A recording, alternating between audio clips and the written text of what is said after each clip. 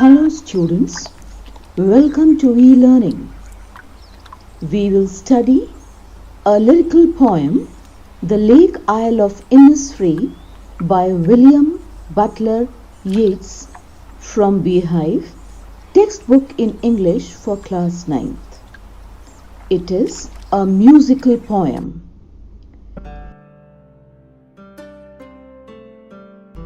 Before we begin, let us read the poem. The Lake Isle of Innisfree. I'll arise and go now, and go to Innisfree, and a small cabin build there, of clay and wattles made. 9 bean rows will I have there, a hive for the honeybee, and live alone in the bee-loud glade. And I shall have some peace there, for peace comes dropping slow, dropping from the vales of the morning to where the cricket sings, their midnights all a glimmer, and noon a purple glow, and evenings full of the linnet's wings. I'll arise and go now, for always night and day I hear the lake water lapping with low sounds by the shore. While I stand on the roadway or on the pavement's grey, I hear it in the deep heart's core. Now, let us know some prominent details about this great Irish poet. William Butler Yeats was an Irish poet and one of the foremost figures of 20th century literature. He was awarded Nobel Prize in 1923. His poems are highly artistic and expressive. He was also the founder of Abbey Theatre. He was born on 13th June 1865 and died on 28th January 1939 in France.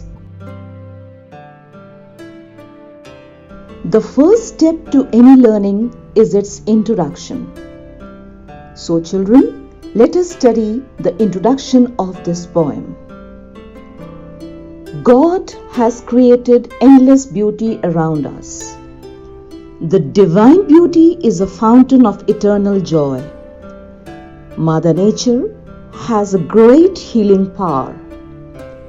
Nature has tremendous power to lift the veil of gloom, paving way for optimism and hope.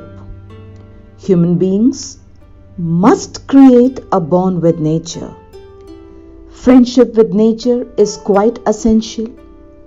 Peace of mind can be acquired only in the lap of nature.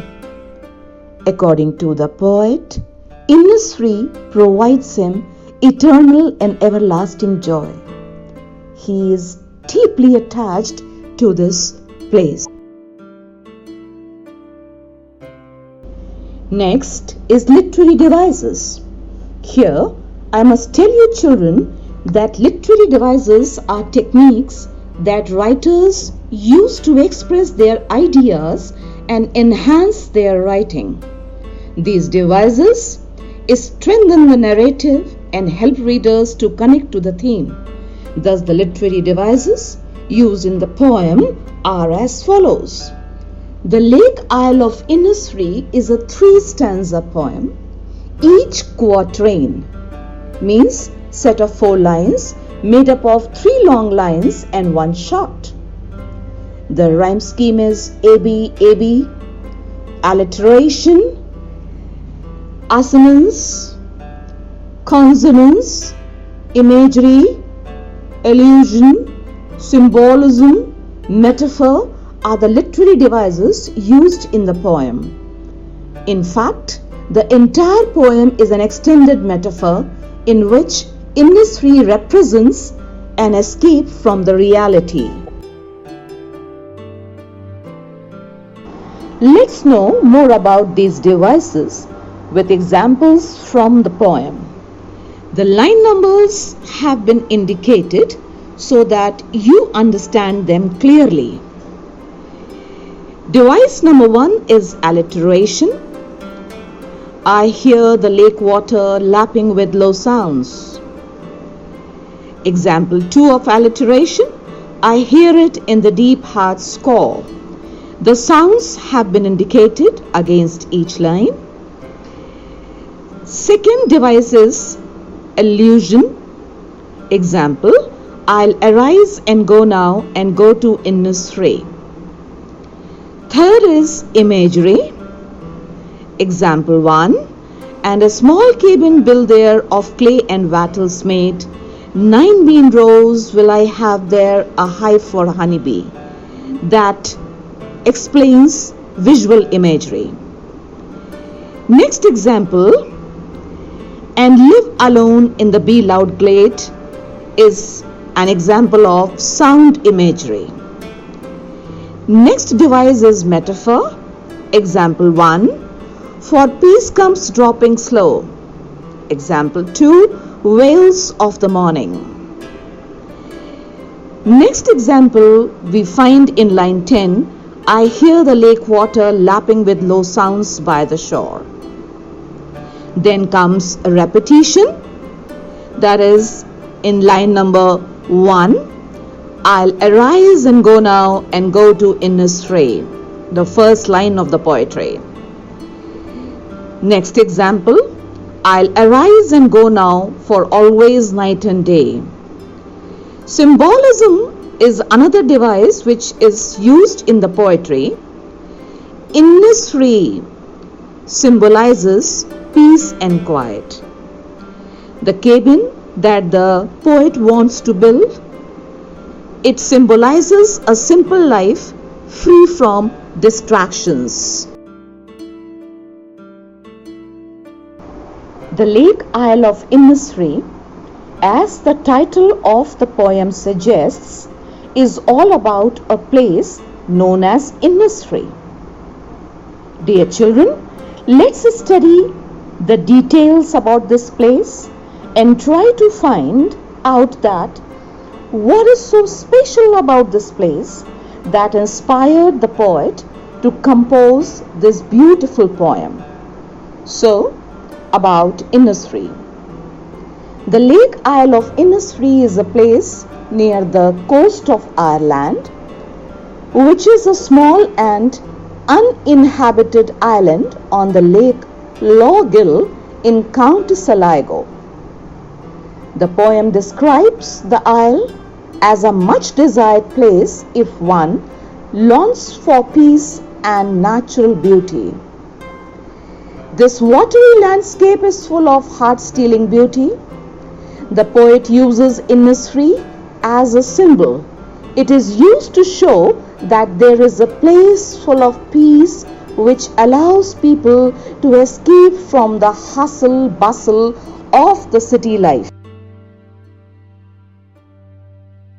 Synopsis of the poem. W.B. Yeats immensely desires to go to Innisfree, his dream place. He wishes to leave the hectic city life of London and escape this peaceful place as soon as possible. He longs for peace and tranquility. Innisfree is a quiet and serene place. He wants to build a cabin and lead a simple life. He desires to plant 9 bean rows and rear honeybees. In Innisfree, the air is fresh and he can hear the crickets singing, bees buzzing, and the sound of lapping water of the lake. Nature provides a peaceful refuge to those who want to escape the chaos and corrupting influences of the urban city life. After having studied important details of the poem, it's time to explore its theme. Children, the importance of theme cannot be denied. So, the poem is based on man's association with nature and solitude. Deep in the core of his heart, Yeats craves for a tranquil, peaceful, and natural rustic setting. The peace is possible only in the lap of nature. Solitude and tranquility play a major role in attaining peace. This poem is a revolt against the superficiality of urban life. Innisfree is the poet's ultimate dream place to settle far away from the hubbub of the congested city life.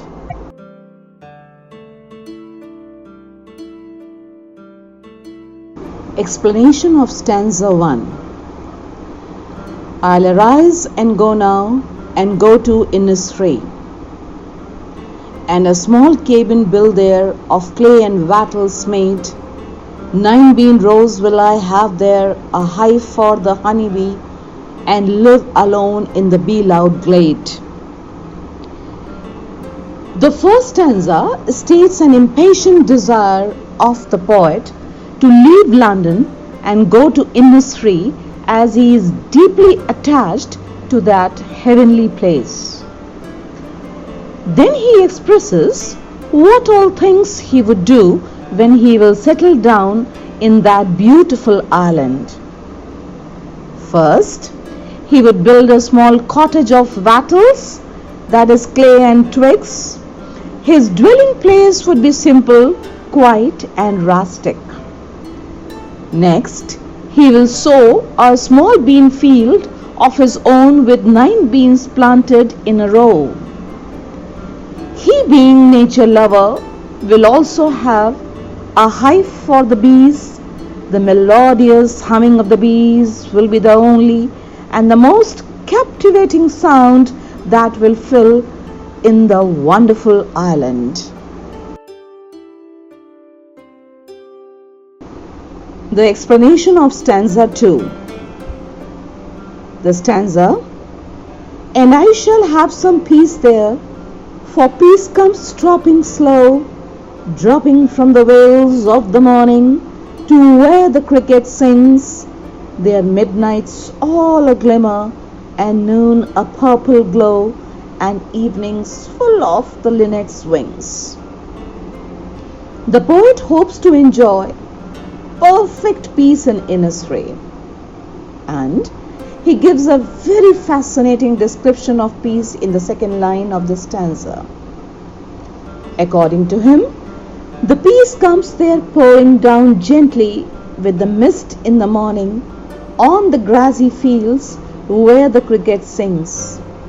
He uses image of a quiet and misty morning. The different hours of day and night show soft lights to peace. He uses soft lights because they are conducive to peace. At midnight, the light shows fitful gleams, and during noon there is a purple soft light. In the evening, one can hear the fluttering sounds of the linnets as they return to their nests. The poet has very effectively used images to create an impact in the mind and heart of the readers. It enables them to visualize the place he talks about. The explanation of stanza 3. The lines, I'll arise and go now, for always night and day I hear the lake water lapping with low sounds by the shore, while I stand on the roadway or on the pavements grey, I hear it in the deep heart's core. The poet is yearning to go to Innisfree, as the place offers divine peace to him. He wishes to enjoy a peaceful life. Innisfree is a peaceful place full of scenic beauty. He feels all weary due to the modern lifestyle in London. He has no liking for the hectic and artificial life in the city. Although he lives in London, his heart dwells in the beautiful sights and sounds of the island. He hears the soft music of the lake water lapping against the shore at all times. In London, when he is standing on the road or the grey pavements, his ears catch the noise of the traffic, but his heart hears the alluring music of the lashing waves in Innisfree. He finds it very captivating. Students, it is really important to understand the words with their meanings. Glossary is the foundation for comprehension. Without a sufficient understanding of words, the poem and the poet's ideas cannot be understood. So, have a look at the glossary that contains very important words from the poem, and they will enable you to understand the poem in a better way. The message of the poem is: go back to nature and appreciate its amazing beauty. The man can grow internally and derive aesthetic pleasure. A self-sufficient life can only be led in the lap of nature. Nature unfolds itself in a solitary place and allows to enjoy its blissful music. According to W.B. Yeats, he can get closer to his roots or to his true self by abandoning the chaotic, hectic city life and embracing a peaceful life that would lead to divinity. Peace is the natural outcome of living in harmony with nature. While searching for nature's magical beauty, one can find solitude and peace.